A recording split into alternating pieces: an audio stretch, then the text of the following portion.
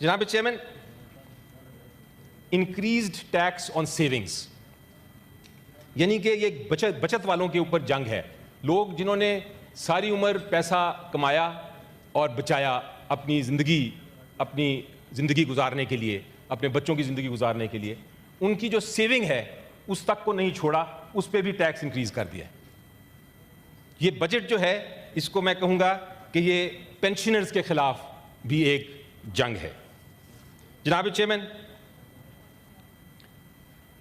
اس budget کا سب سے بڑا جو فائنانس منسٹر صاحب نے ایک اچیومنٹ کہی ہے وہ کہا ہے کہ جی ہم نے سیلریز کو، تنخواہوں کو 10% انکریز کیا ہے اور 7% ہم نے پینشنز کو انکریز کیا ہے.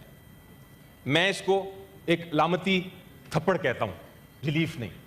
اور اس کی وجہ یہ ہے کہ آپ پچھلے 3 سال سے دیکھیں، سال میں کبھی نہ کبھی انفلیشن جو ہے وہ 20% ہو جاتی ہے.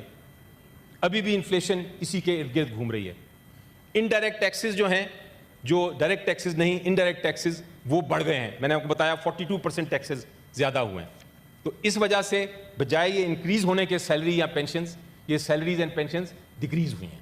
یہ اصل جو آخر میں آتا ہے پیسہ کسی کے ہاتھ سیلریڈ کلاس کو، وہ اس میں آپ نے اس کو ختم کر دیا ہے.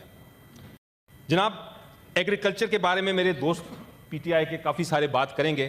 میں صرف یہ کہوں گا کہ اس بجٹ میں اور جس طرح کی پالیسیز ہیں، ویٹ جس طرح امپورٹ کی گئی، جب آنے لگی تھی ہماری ویٹ پروڈکشن اس وقت ویٹ امپورٹ کی گئی، جس قیمت پہ کی گئی، جس طرح ہمارے کسان کو نقصان پہنچا، اس پہ ڈیٹیل کی بات ہوگی. لیکن میں صرف یہ کہوں گا کہ یہ جو بجٹ ہے، یہ بجٹ کسان کے لیے ایک روشن لیس پاکستان کا بجٹ ہے.